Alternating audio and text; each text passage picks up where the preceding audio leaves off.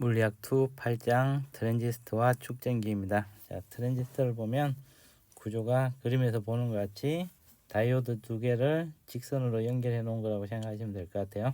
근데 이제 가장 특징적인 거는 다이오드 두 개가 직렬로 연결되어 있으니까 가운데가 공통이 되겠죠. 그래서 NPN이나 PNP로 이루어지는데 이 가운데 있는 부분을 한쪽을 에미터, 가운데를 베이스, 끝 다른 부분을 컬렉터라 그러는데 이 베이스 부분이 수 마이크로미터로 엄청나게 얇다는 것입니다. 그래서 이제 표시는 에미터와 베이스 사이를 표시를 해주는데 에미터와 베이스 사이에 화살표가 있죠.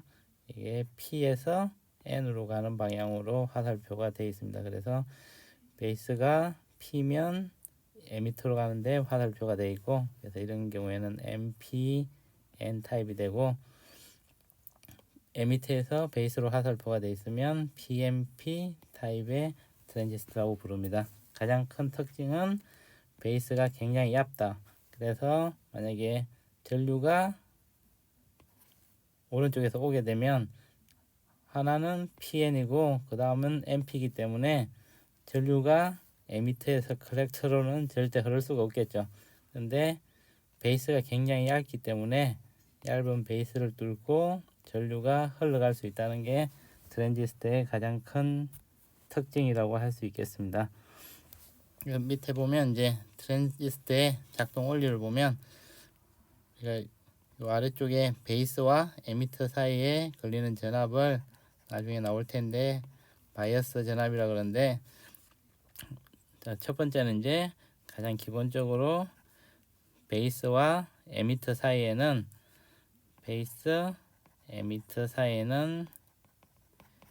순방향 전압이 걸리고, 그 다음에 베이스와 컬렉터 사이에는 역방향 전압을 걸어준다는 것은 기억하시면 될 것 같아요. 그래서 기본적으로 이렇게 걸어줬을 때 에미터에서 컬렉터로 전류가 흐를 수 있다. 그래서 그림을 보시면, 자, 가에서는 여기 에미터와 베이스 사이에 전압이 걸려 있지 않은 상태를 나타내고 있죠, 그죠? 자, 에미터와 베이스 사이에 전압이 걸려 있지 않으면 컬렉터와 베이스 사이는 역방향 전압이 걸리므로 이런 회로에서는 전류가 전혀 흐르는 데가 없겠죠. 전류가 흐르지 않는데, 나와 같이 에미터와 베이스 사이를 이제 바이어스를 가서 연결을 해주면 NPN 타입에서는 전류가 베이스로 들어온 게 에미터로 가고 컬렉터로 들어온 게 또 에미터로 가겠죠, 그죠? 그래서 이 경우에서 I 에미터의 전류는 I 베이스 플러스 I 컬렉터가 됩니다. 그래서 에미터에 흐르는 전류는 베이스의 전류 플러스 컬렉터의 전류가 된다. 이게 이제 가장 기본적인 전류의 흐름이라고 보시면 될 것 같아요. 그리고 이제 트랜지스터는 크게 이제 두 가지가 있는데, 트랜지스터의 이제 기능은 두 가지라고 생각하시면 될 것 같아요. 첫 번째는 정폭 기능이고, 두 번째는 스위칭 기능이라고 생각하시면 될 것 같아요. 자, 정폭 기능은 말 그대로 뭘 정폭을 해준다는 건데, 이때 정폭해 준다는 거는 전류가 정폭이 되겠습니다. 우리가 전압을 정폭하는 거는 트랜스포머가 있죠. 전류를 정폭해 주는 게 트랜지스터라 그렇게 생각하시면 될 것 같아요. 그 다음에 스위칭 기능은 우리가 이제 물리적으로 스위치를 달아가지고 온오프를 해줄 수 있는데, 이걸 전기적 신호로 온오프를 해준다 그러면 노이즈도 작게 되고 시간도 물리적인 온오프 시간은 우리가 1초에 뭐 수차례 정도밖에 해줄 수가 없는데, 정기적으로 스위칭을 해주는 거는 1초에 수천 번 이상을 스위칭을 원활하게 해줄 수 있습니다. 그래서 이제 트랜지스터의 기능은 정폭 기능과 스위칭 기능이 있다고 생각하시면 될 것 같아요. 자, 우선 요 위에 그림을 보면 정폭 기능을 보면 에미터나 베이스에 흐른 굉장히 작은 전류가 흐르더라도 컬렉터에는 굉장히 큰 전류가 흐르더라. 그래서 우리가 이 정폭률을 조절할 수 있는데 마이크에 대고 우리가 육성으로 어디 연설을 한다든지 노래를 부르면 잘 들리지가 않죠, 그죠? 굉장히 큰 강당 같은 데서 하면 들리지가 않는데 이걸 마이크를 통해서 소리를 픽업한 다음에 얘를 정폭시켜서 스피커로 내보내면 작은 목소리를 굉장히 크게 내보낼 수가 있겠죠, 그죠? 이런 기능을 이제 정폭 기능이라 그러고, 이때 정폭률이라는 게 있습니다. 정폭률은 베이스의 커런트분의 컬렉트의 커런트로 쓸 정폭률이라 그러고, 이때 베이스 커런트는 아까 에미터 커런트에서 컬렉트 커런트를 빼주면 베이스가 나오겠죠. 그리고 컬렉트 커런트를 해주면 얘가 트랜지스터의 정폭률이 되겠습니다. 그래서 이제 트랜지스터의 가장 첫 번째 작용이라 그러면 정폭 작용을 한다 이렇게 생각하시면 될 것 같고, 자, 두 번째는 스위칭 기능이라 그랬죠. 그죠? 이제 우리가 이제 반도체의 가장 큰 특징이 스위칭을 할 수 있다는 거잖아요. 그죠? 온오프를 해줘 가지고 0과 1을 계속 온오프 시켜서 연산도 할 수 있고, 그런 기능을 우리가 반도체의 가장 큰 특징인데, 이 트랜지스터의 가장 큰 특징이 이런 스위칭 기능이라고 할 수 있겠습니다.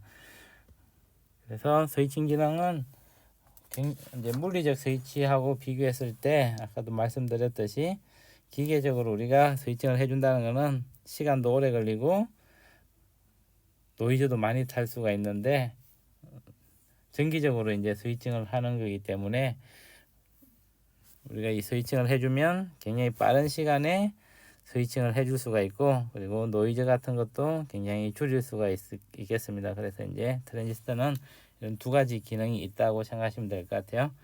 자, 그 다음에 이제 나와 있는 게 바이어스 전압이네요.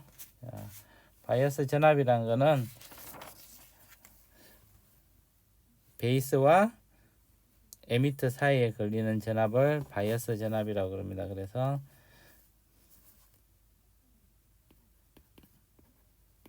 바이어스 전압은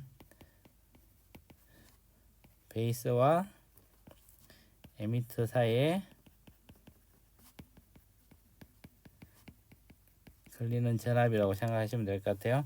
근데 이제 이 바이어스 전압이 꼭 필요한 게 뭐냐면은, 우리가 이 위쪽 그림에서 여기는 첫 번째 그림에서는 자, 얘를 가라 그러고 얘를 놔라 그러면, 자, 첫 번째 그림에서는 바이어스가 걸려 있지 않죠, 그죠? 바이어스가 걸려 있지 않기 때문에 베이스에 입력 신호가 이렇게 들어오면 얘가 에미터의 입력 신호하고 같겠죠, 그죠? 그러면 얘가 에미터에서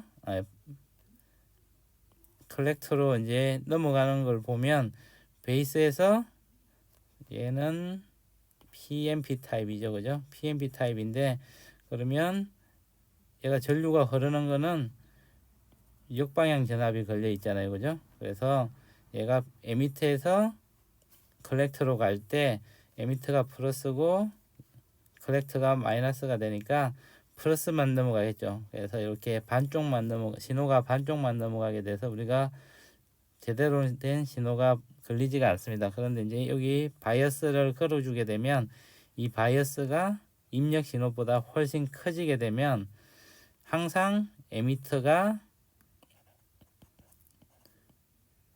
컬렉터보다는 전압이 높기 때문에 모든 전류가 다 넘어가서 입력 신호가 출력 신호로 똑같이 나오겠죠, 그죠? 그래서 우리가 제대로 된 신호를 정폭하거나 신호를 출력을 시키기 위해서는 항상 이 바이어스 전압이 입력 신호보다는 훨씬 크게 해서 적당하게 걸려줘야 된다. 그래서 이 바이어스 전압을 걸어주는 게 굉장히 중요하다고 생각하시면 될 것 같아요. 바이어스 전압과 원래 이제 입력 신호가 있고 바이어스 전압은 DC겠죠, 그죠? 이 두 개를 섞어줘서 이제 베이스에 이제 걸린 신호 자체가 입력 신호가 그라운드 대비해서 플러스 마이너스 왔다 갔다 하는데 바이어스 전압이 플러스가 돼 있으면 요게 그라운드라 그럴 때 얘보다는 이 신호 자체가 훨씬 위쪽에 있겠죠, 그죠? 그래서 이렇게 해줘야지 바이어스 전압이 적절하게 걸려야지 모든 신호가 컬렉터 쪽으로 출력을 시켜줄 수 있다. 그렇게 생각하시면 될 것 같아요. 자, 그 다음에 이제 우리가 그러면 여기 위에서 보면 전원을 두 개를 써줘야 되잖아요, 그죠? 근데 전원을 두 개 써주는 거는 상당히 이제 복잡하기도 하고 회로 자체가, 그리고 어떻게 보면 뭐 비용적인 측면이나 이런 데서 굉장히 비효율적이겠죠. 그래서 우리가 이제 일반적으로는 요 전압을 하나 걸어줘 가지고 얘가 베이스와 에미터 사이에 바이어스 역할도 하고, 그 다음에 베이스와 컬렉터 사이에 전원 역할도 하게 이렇게 해주는 걸 우리가 이제 볼티지 디바이더라고 그럽니다. 일단 자, 볼티지 디바이더라는 거는 전압 분배라 그러죠. 전압 분배는 일반적으로 이제 저항을 통해서 우리가 할 수 있습니다. 자, 여기 전압이 있고 저항이 두 개가 있으면 V가 있을 때 이게 R1, R2라 그러면 이 부분의 전압을 V1이라 그러면 이 V1은 R1 플러스 R2분의 R2V가 되겠죠, 그죠? 그래서 여기와 여기 사이에 걸리는 전압이 되겠죠. 아래쪽이 그라운드니까. 이런 식으로 해서 만약에 R1이나 R2를 가변 저항으로 바꾸면 우리가 V1을 계속 바꿔줄 수가 있겠죠. 그래서 이 트랜지스터에 들어간 것도 이 전원을 VCC를 하나 쓰고 요 베이스에 걸리는 전압을 우리가 마음대로 바꿔줄 수가 있겠습니다. 아까 그래야지 이제 바이어스 전압이 있어야지 올바른 증폭을 할 수 있다 그랬죠, 그죠? 그래서 이때도 이제 볼티지 디바이더 역할을 하게 해준다. 그러면 이 지점과 이 지점이 VCC가 걸리니까 요 베이스에 걸리는 전압은 쉽게 아까 그 볼티지 전압으로 구할 수 있겠죠. 여기 R1과 R2를 볼티지 디바이드를 하니까 이 베이스는 이 아래쪽을 그라운드라고 생각하면 R1 플러스 R2분의 R2VCC가 되겠죠. 그래서 이 베이스 전압을 결정을 할 수 있고, 그 다음에 여기서 RC와 RE도 결정을 할 수 있는데, 이 RE는 여기서 옴의 법칙을 쓰면 IE분의 VE가 되겠죠. 그래서 얘는 IC분의 VE라고 나타낼 수가 있습니다. 왜냐하면 I는 IC 플러스 IB가 되는데 이때 IB가 엄청 작죠. 대부분의 전류가 IE에서 IC로 흐른다고 생각하시면 될 것 같아요. IB의 진호는 굉장히 작다. 그래서 IC분의 VE로 나타낼 수가 있고, 그 다음에 RC는 여기서 RC는 IC분의 VCC 마이너스 VC를 해주면 요 사이에 이제 전이차가 되겠죠, 그죠? 요 사이에 전이차만큼이 해주면 우리가 RE와 RC 등을 결정을 할 수 있겠습니다. 그래서 이제 이렇게 해줘서 트랜지스터가 정상 작동을 할 수 있게 그렇게 만들어 줄 수가 있겠네요. 그래서 트랜지스터는 이제 크게 이제 시험에 나오는 것들은 NPN 타입인지 PNP 타입인지 그거는 이제 에미터와 베이스의 화살표 방향을 가지고 결정을 해주면 되고, 가장 큰 특징은 베이스가 굉장히 얇기 때문에 원래 에미터와 컬렉터는 둘 중에 하나는 순방향, 하나는 역방향이기 때문에 에미터에서 컬렉터로 전류가 흐를 수가 없는데, 베이스가 굉장히 얇게 만들어져 가지고 에미터에서 컬렉터로 전류가 흐를 수 있는 특징을 가지고 있다고 생각하시면 되고, 트랜지스터의 가장 중요한 작용은 스위칭 작용과 증폭 작용이 있다. 그리고 이제 제대로 작동을 하기 위해서는 베이스와 에미터 사이에 바이어스 전압이 걸려야 되고, 이 바이어스 전압과 그리고 컬렉터 베이스 사이에 전압을 걸어주는 걸 두 개의 전원을 쓰지 않고 전압 분배기를 써가지고 한 개의 전원으로 두 개의 전원 역할을 할 수 있게 해준다. 그런 특징이 있다는 것만 알고 계시면 될 것 같아요. 자, 그 다음 나오는 거는 축전기네요. 축전기는 우리가 캐패시터라고 그러죠. 근데 이제 요즘은 축전기가 굉장히 중요한 게 됐죠. 왜냐하면 전기를 저장하는 장치이기 때문에 축전기가 엄청 중요해졌죠. 우리가 이제 사실 전기 자동차를 요즘은 이제 많이 나오죠, 그죠? 근데 여러분들은 이제 그걸 아실지 모르겠는데 전기 자동차하고 우리가 보통 가솔린이나 디젤을 쓴 내연기관이라 그런 내연기관 자동차하고 터크를 보면 전기 자동차가 훨씬 더 오래된 터크를 가지고 있어요. 패러데이 법칙으로 전동기가 만들어지면서 전기 자동차의 원리는 옛날부터 1800년대부터 알고 있었죠, 그죠?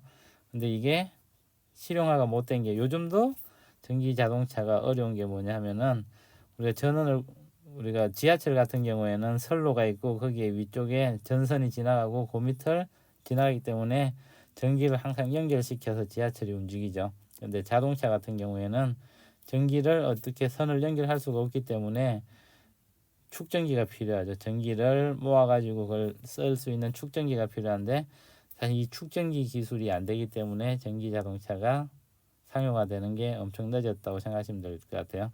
근데 축전기 기술이 발전하면서 전기 자동차라든지 여러분들 핸드폰, 컴퓨터, 뭐 노트북, 모바일 기기들, 그 다음에 이제 우리가 타고 다니는 전동 킥보드, 전기 자전거 이런 것들이 이제 축전기 기술이 발전하면서 제대로 이제 활용이 가능해졌다.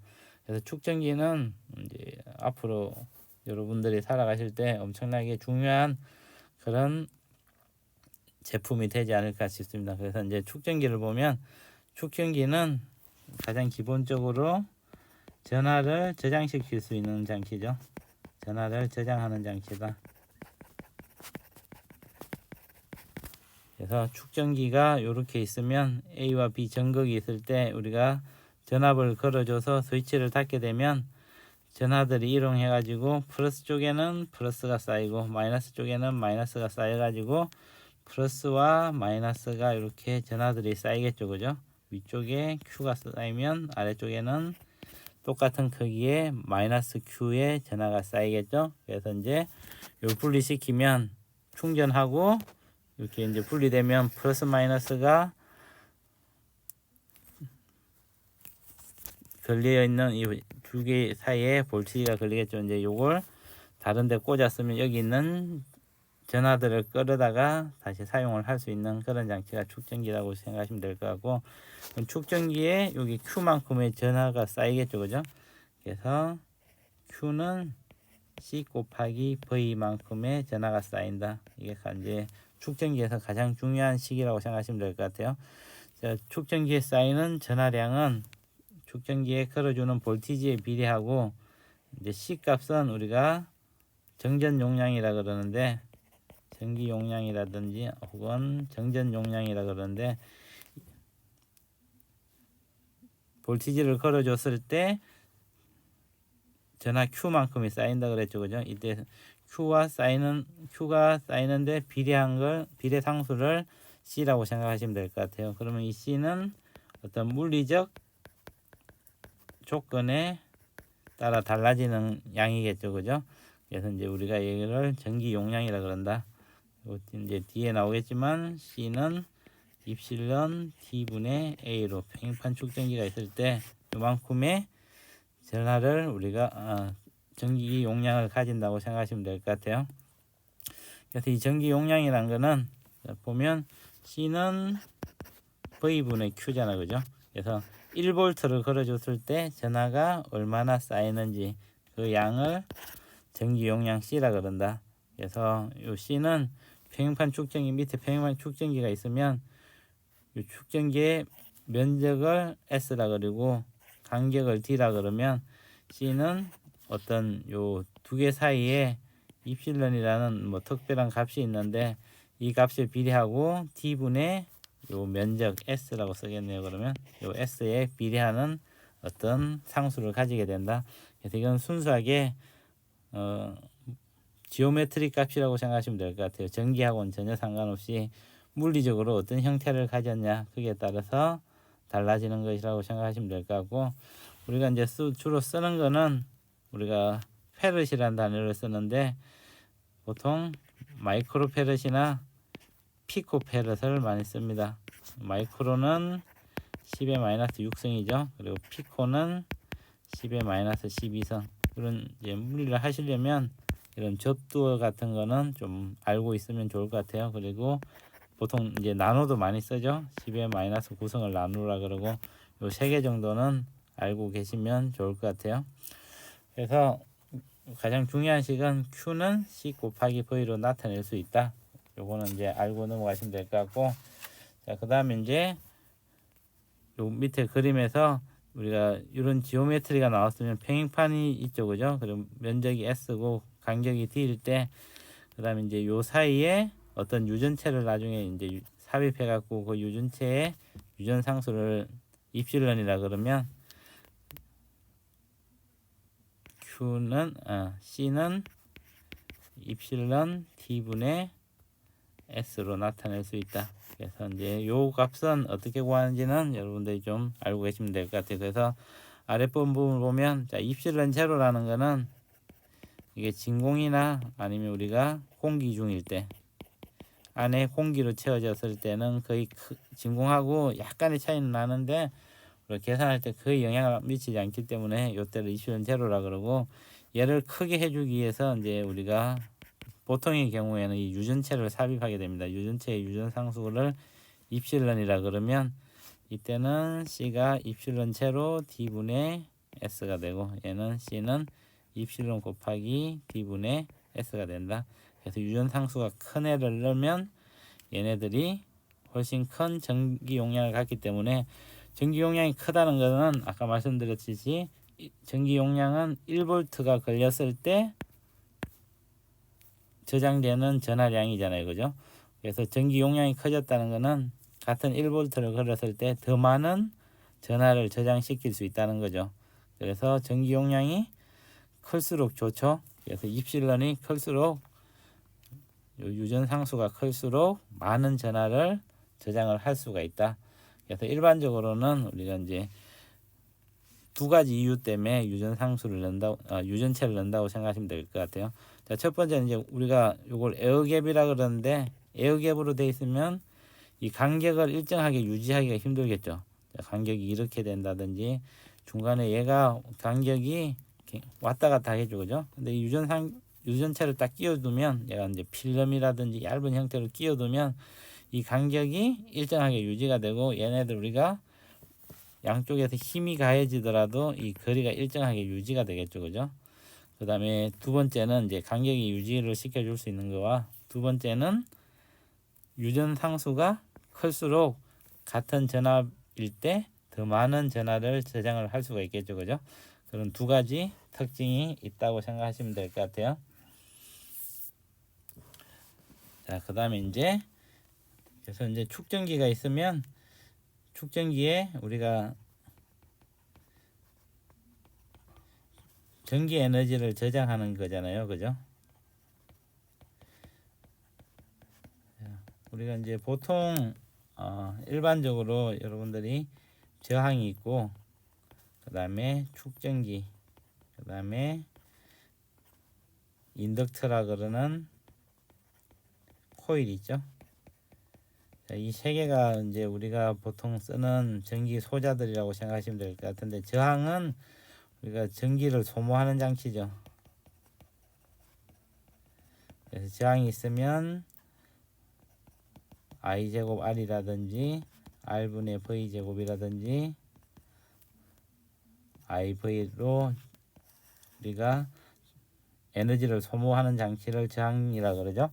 그 다음에 축전기는 전기 에너지를 전기장의 형태로 저장합니다. 그 다음에 코일은 전기 에너지를 자기장의 형태로 저장하기 때문에 축전기와 코일은 우리가 에너지를 소비하는 장치는 아니라고 생각하시면 될 것 같아요. 저항에서만 에너지가 소비가 된다. 그래서 축전기는 이제 전기 에너지를 저장을 하는데, 이때 저장되는 형태는 전기장의 형태로 저장이 된다. 그래서 일반적으로 이제 V와 축전기 양단의 Q만큼의 요 사이에 걸리는 전압이 V이고, 여기가 위에가 플러스 Q, 아래가 마이너스 Q로 이렇게 축전기에 전하가 저장이 되어 있다 그러면 Q는 C 곱하기 V니까 요 그래프에서는 요 그래프의 기울기가 C분의 1이 되겠죠. 자, 이럴 때 축전기에 저장되는 에너지는 요 V와 Q의 그래프 아랫부분의 면적이라고 생각하시면 될 것 같아요. 그래서 이때 저장된 에너지는 E는 2분의 1 QV가 되겠죠. 면적이니까.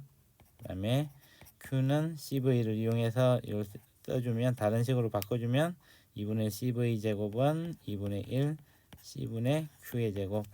자, 축전기에 저장된 에너지는 이렇게 나타낼 수가 있다.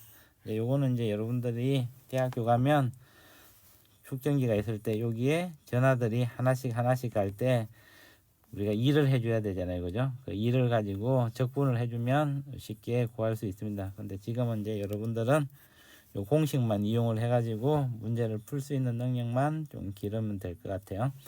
자, 그 다음에 나와 있는 거는 축전기의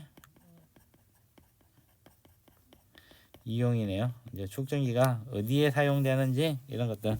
근데 여러분들이 이제 요즘 우리가 생활을 하다 보면 축전기를 많이 볼 수가 있죠, 그죠? 아까 말씀드렸듯이 여러분들 노트북이라든지 태블릿, 핸드폰, 모바일 기기들은 뭐 그런 것들을 많이 사용하고, 그리고 우리가 탈 수 있는 거에도 많이 사용을 하고 있죠, 그죠?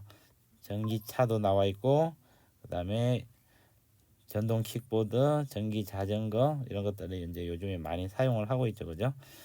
그래서 에너지 저장 장치로 사용되는 거. 에너지 저장 장치로 사용되는 거는 뭐 자동차, 전기 자동차, 전동 킥보드, 전기 자전거 뭐 이런 것들에 쓰이고, 그 다음에 우리가 모바일 기기들,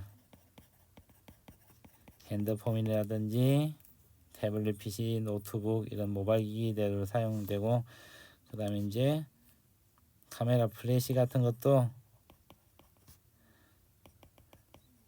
요즘은 전부 다 이제 전기적으로 LED나 이런 것들을 사용하죠. 옛날에는 다른 장치를 사용했는데 요즘은 이제 카메라 플래시 같은 것도 축전기를 이용하고, 그 다음에 요즘은 이제 길 같은 데 가다 보면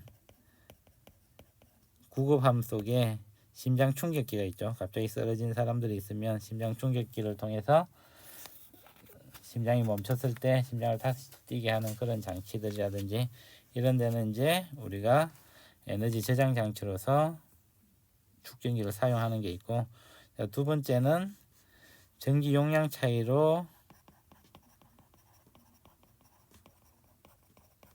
전기 용량 차이를 이용하는데 축전기가 사용되는 게 있는데, 첫 번째는 이제 보면 키보드 같은 게 있습니다. 이제 전기 용량 차이라는 거는 우리가 아까 평행판 축전기가 있을 때 요 간격이 D이고 요 면적이 S이고 여기에 유전체의 유전상수가 입실론이라 그러면, 자, C가 입실론 T분의 S로 나타내죠, 그죠?